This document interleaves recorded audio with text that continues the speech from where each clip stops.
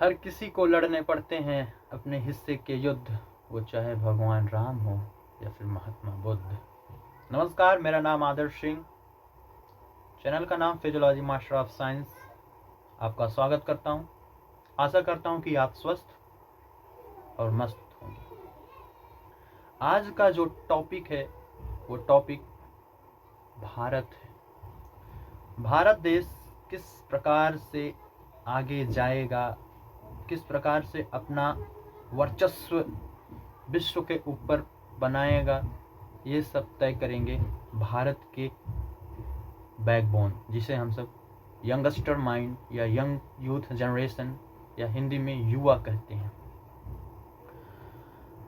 इतिहासकारों का मानना है कि भारत का उदय राजा दुष्यंत के पुत्र भरत से हुआ, लेकिन हम उस बात पे अभी चर्चा नहीं करेंगे। मेरा इतिहास से कुछ लेना देना अभी नहीं है। मेरा मेन पॉइंट होगा कि भारत देश को हम किस प्रकार से आगे ले जा सकते हैं, किस प्रकार से भारत देश को और गौरवशाली और विराट रूप दे सकते हैं।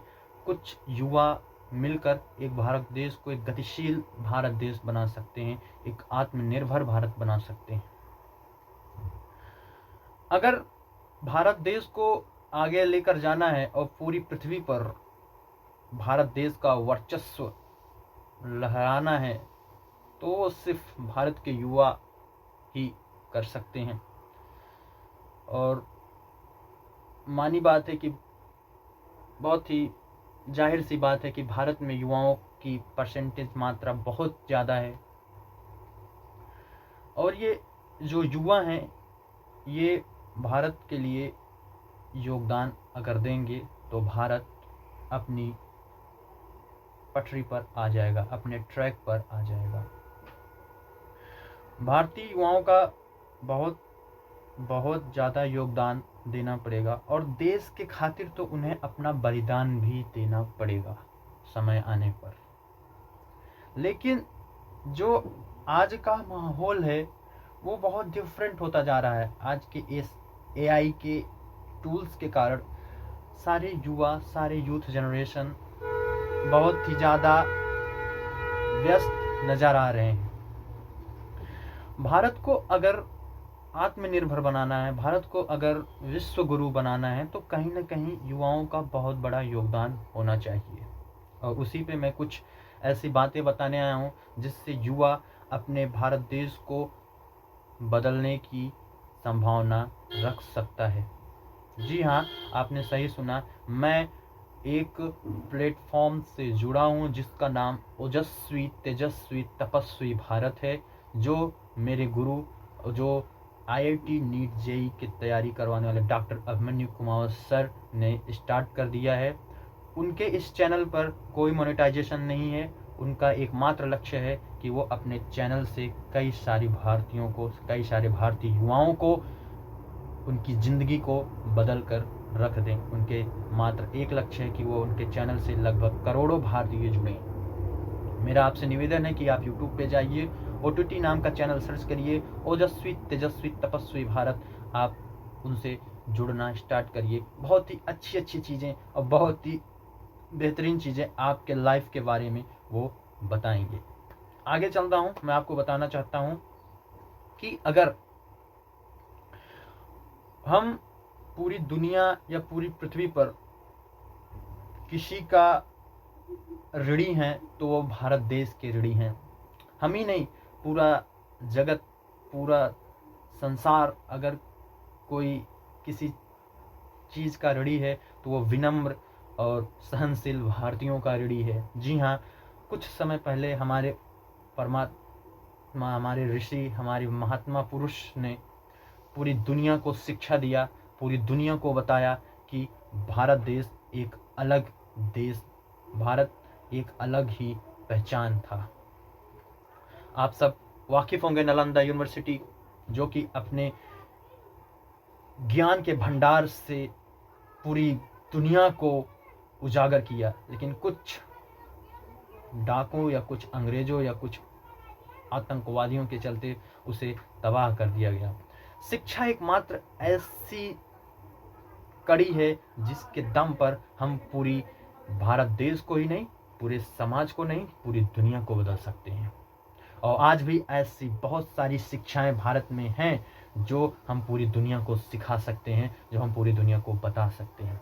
हमारे महात्मा, हमारे ऋषि, हमारे महात्मा पुरुष ने, हम सब उनके वंशज, लेकिन आज हम सब धीरे धीरे पशुवत की तरफ बढ़ते चले जा रहे हैं। धीरे धीरे कहीं ना कहीं हम सब इंसानों से जानवरों की तरफ चले जा रहे हैं। भारत पहले भी था, भारत आज भी है, और भारत पहले भी और आने वाले कल में भी रहेगा। कि लेकिन हमारी जो प्रेजेंट है, हमारी जो वर्तमान में जो हमारी स्थिति है, वो कहीं ना कहीं काफ़ी ख़राब होती चली जा रही है। हमारे आसपास के इन्वायरमेंट में बहुत सारे बदलाव आना स्टार्ट हो चुके हैं। कहीं ना कहीं देखा जा रहा है अब भारतीय के युवाओं में इतनी ज़्यादा बदलाव आ चुके हैं कि वो कहीं ना कहीं कचरे वाले इन्फ्लुएंसर से ज़्यादा मीटअप कर रहे हैं। कई सारी ऐसी फिल्में देख रहे हैं जिसमें गाली गलौज या फिर उसमें आतंकवादियों का दिया गया कुछ भ्रमण, या फिर उसमें माँ ऐसी लड़ाइयाँ दिखाई जा रही हैं, कुछ ऐसे कल्चर दिखाए जा रहे हैं जिसकी वजह से भारतीय युवाओं ने अपने जीवन में लाना स्टार्ट कर दिया है। मेरा उनसे सबसे विनम्र निवेदन है कि कृपया करके ऐसी फिल्म अपने भारत देश में तो ना चलाएं तो अच्छा होगा। पैसा ही हर एक चीज़ नहीं होता, कुछ चीज़ें होती हैं जो नींव को ढला देती हैं। अगर नींव आपकी हल्की रही तो छत बहुत ही आसानी से ढह जाएगी। और ये जो नींव है, ये भारत के युवा हैं। आने वाले 10 साल 20 साल ये जो भारत आगे अगर जाएगा तो इन्हीं युवाओं के दम पर ही जाएगा। कुछ ऐसी फिल्में बनी जो हम सबको प्रेरित भी की, कुछ ऐसी फिल्में भी बनी जो हम सबको बताया कि लक्ष्य क्या होता है, लेकिन कुछ ऐसी फिल्में दिखा रही हैं कि किस तरह से हम सबको ऐसे विवादों में फंसना चाहिए। वो तो आपके सामने है, बताने की कोई ज़रूरत नहीं है। हमारे पास बहुत सारी ऐसी बातें हैं, हमारे पास बहुत सारी ऐसी बातें हैं हमारे भारत के पास जो कि सैकड़ों सालों तक गुलाम होने के बावजूद भी भारत का अस्तित्व नहीं मिटा पाई, भारत का वजूद नहीं मिटा पाई। हम सब कई सैकड़ों सालों तक अंग्रेज़ों की गुलामी किए, लेकिन फिर भी इस भारत देश में कुछ ऐसी बातें थी जो आज भी चल रही हैं, जो आज भी भारत अपने प्रगति पर चल रहा है। कहीं ना कहीं देखा जाए तो भारत को आगे ले जाने वाला ये एक युवा ही था। हमारे कुछ महात्मा थे, हमारे कुछ फ्रीडम फाइटर थे, हमारे कुछ सुपर हीरोज़ थे जो आज भारत को एक नई शिक्षा, एक नई प्रणाली पे लेकर जाने लगे हैं। आज के युवा, आज के इन्फ्लुएंसर, उनसे कुछ सीखना चाहिए, उनसे कुछ समझना चाहिए। आज का लक्ष्य क्या होना चाहिए, लक्ष्य क्या, डेस्टिनी आपकी क्या होनी चाहिए, कम से कम उसे आप उजागर करें। कोई गाली बक रहा है, कोई किसी को बदनाम कर रहा है, यार प्लीज़ यार, भारत ऐसा देश तो नहीं था जैसा आज बन गया। ये कल्चर कहाँ से आया? ये कल्चर अपने इन्वायरमेंट से आया। मैं किसी को यहाँ पे किसी की बातों का मैं बुरा नहीं मान रहा हूँ, ना किसी को मैं दोषी ठहरा रहा हूँ। मेरा इतना सा मतलब है कि कम से कम अपने भारत देश को अगर सपोर्ट करेंगे, हमारे कई सारे यूट्यूबर्स, बहुत बड़े बड़े यूट्यूबर्स, बहुत ज़्यादा अगर वो सपोर्ट करेंगे तो भारत देश एक अलग ही पैगाम पे जाएगा। इस देश में आपको बस एक बात समझ लेनी पड़ेगी कि इस देश में बड़े लोगों ने काम नहीं किया है। इस देश में सामान्य लोगों ने बहुत बड़े तरीक़ों से काम किया है, जिसमें सबसे पहला नाम आता है एपीजे अब्दुल कलाम का। एपीजे अब्दुल कलाम एक सामान्य फैमिली से थे, लेकिन वो जाते जाते अपना नाम इतिहास के उस पन्ने पे लिखवा कर गए कि आने वाली 7 पुश्तें भी उनका नाम नहीं भूलेंगी। आज उनको हम मिसाइल मैन के नाम से भी जानते हैं। चुनौती हमें झेलनी चाहिए, चैलेंज हमें झेलना चाहिए। आज के युवाओं को यही समझाया जाए तो आज के युवा अपना कैरियर बना सकते हैं। कई सारी कोचिंग देखा जाए, कई सारे फॉर्मेट में या कई सारे सब्जेक्टों में हमारे ऊपर स्ट्रेस या एंजाइटी आने लगती है। अगर हम किसी भी सब्जेक्ट में फेल हो जाते हैं या किसी भी परीक्षा में फेल हो जाते हैं तो उसका मतलब ये नहीं होता कि हम सब अब कुछ भी नहीं कर पाएंगे। आगे भी रास्ते होते हैं। हाँ, मेहनत की होती है, उसी मेहनत को एक हथियार बनाओ और आगे भी लड़ाई अभी बाकी है मेरे दोस्त, अभी आगे भी लड़ाई बाकी है। कहीं ना कहीं देखा जाए 19वीं शताब्दी में जब भारत निकल रहा था जब भारत 19वीं शताब्दी में वर्चस्व, जब भारत आज़ादी की लड़ाई कर रहा था तो 19वीं शताब्दी इंग्लैंड की थी। 19वीं शताब्दी से आते आते 20वीं शताब्दी सिलिकॉन वैली, जिसे हम सब अमेरिका के नाम से जानते हैं, उनकी हुई। वादा करिए ये 21वीं शताब्दी भारत की होनी चाहिए। 21वीं शताब्दी आत्मनिर्भर भारत की होनी चाहिए। ये 21वीं शताब्दी ओजस्वी तेजस्वी तपस्वी भारत की होनी चाहिए। ये 21वीं शताब्दी युवाओं की होनी चाहिए। ये 21वीं शताब्दी भारत के उस नौजवान की होनी चाहिए जिसने जंग छेड़ दिया था। ताकत प्रभाव नहीं डालती, ताकत प्रभाव नहीं डालती, आपका प्रभाव डालता है।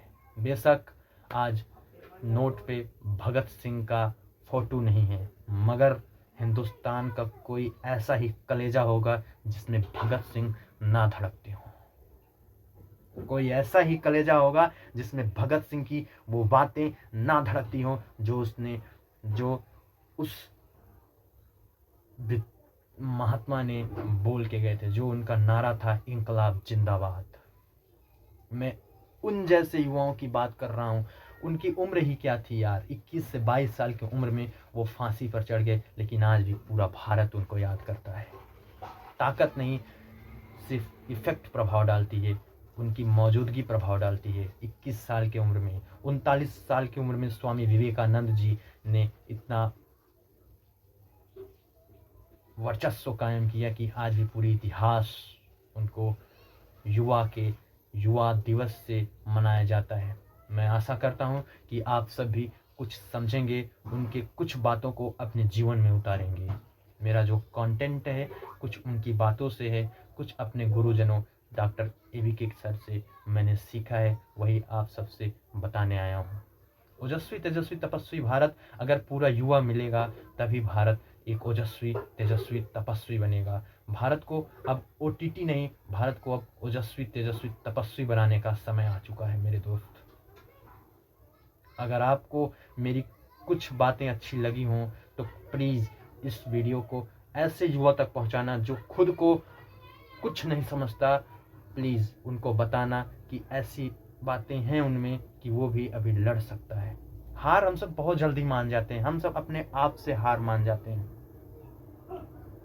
अगर हम सब अपना कोई भी काम शिद्दत से करेंगे तो शायद सफल होंगे। हम तो ये बताना चाहते हैं कि जो पीढ़ी अपने अतीत का आदर नहीं करती है, उसे भविष्य तो छोड़ो, वर्तमान तक रास्ता नहीं देता। अपने अतीतों का आदर करो, अपने सुपर हीरो, अपने फ्रीडम फाइटर्स के आदर करो। आज एक अलग ही माहौल बन चुका है। फिल्म में क्रिकेटरों का ही बोलबाला है, फिल्मों का ही बोला नहीं यार। आप अगर कोई भी काम अगर आप शिद्दत से कर रहे हो, एक दिन वो महान काम बन जाता है। आपको याद है ना वो दिन, चंद्रयान 3, जब भारत दुनिया की सबसे लंबा यात्रा करने जा रहा था, तो पूरी 125 करोड़ देश की जनता मात्र इसरो के उस चीफ पर टिकी थी। नज़रें, पूरी 125 करोड़ की जनता की नज़रें उस इसरो के चीफ पर टिकी थी। आपको दिन याद है कि नहीं, जब वो चंद्रयान 3 उस चंद्रमा पे जाके लैंड किया था। वो दिन कैसा आपके अंदर महसूस हुआ होगा, मैं उस दिन को याद दिलाने आया हूँ। वो दिन आपको याद है जब भगत सिंह ने सबके साथ उस असेंबली में बम फोड़ा था और वो भागे नहीं थे। वो उन्होंने बम फोड़ा और वो भागे नहीं, कारण वो ये नहीं चाहते थे कि हमारा युवा बदनाम हो, हमारे युवा कायर कहलाए। यार कम से कम उनकी एक बातों का अगर आप में धारण होगा तो मैं मानता हूं कि कहीं ना कहीं भारत का उदय स्टार्ट हो जाएगा, भारत राइजिंग पे चलना स्टार्ट कर देगा।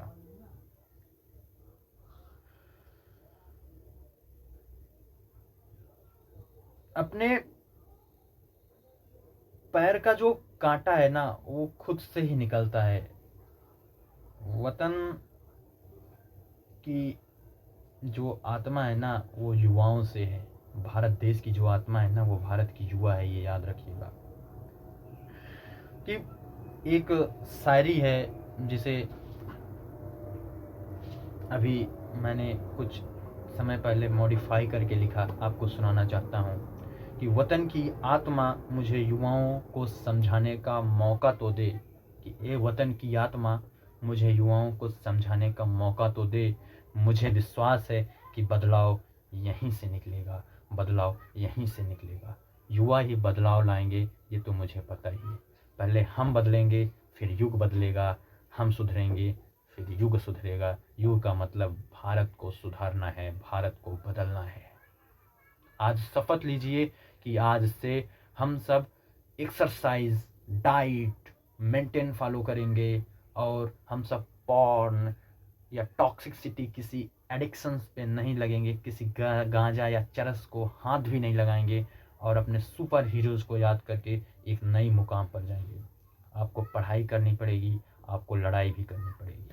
इन दोनों बातों के लिए आपको हमेशा ध्यान में रखकर आपको हमेशा तैयार रहना पड़ेगा। आपको पता है 17वीं शताब्दी में भारत की अर्थव्यवस्था नंबर 1 पे थी। 17वीं शताब्दी में भारत की जो अर्थव्यवस्था थी वो नंबर 1 में थी। भविष्य में क्या होने वाला है उसकी परवाह मत करो यार। भविष्य में क्या होगा, कल क्या हुआ, आपका जो प्रेजेंट है उससे बेहतर करने में लगाओ। आपका जब प्रेजेंट बेहतर होगा तो फिर आप आगे भी बेहतर करते चले जाएंगे। आज का दिन आप अच्छा करेंगे तो यही आज का दिन आप कल चल के भी अच्छा करेंगे। आपके सपने आपको जिंदा रखते हैं। If you can dream it you can do it दोस्त। अगर आप सपने देख सकते हो, आप अगर सपने सोच सकते हो तो आप उसे कर भी सकते हो, ये याद रखिएगा। अपने आप को समझाइए और अपने आप को उस ऐप पर न ले जाएं जिस ऐप पर हमारे मेंटल एनर्जी, हमारी फिजिकल एनर्जी को बर्बाद किया जाता हो, हमारे मेमोराइजेशन पावर को ख़त्म किया जाता हो। आपको अगर स्ट्रेस हो रहा है, अगर आपको एंजाइटी हो रही तो आप वेली ब्रीथ टेक्निक इस्तेमाल कर सकते हैं। सबसे आसान टेक्निक है। आपको अपना लेफ्ट हैंड आपको चेस्ट पे रखना है और अपना ये जो वाला हैंड इसे वेली पे रखना है और सांसें इस प्रकार से लेनी है कि आपकी जो चेस्ट है ये नॉर्मल पोजीशन पे रहे, आपकी जो आपकी पेट है वो बस एक्सपैंड करे।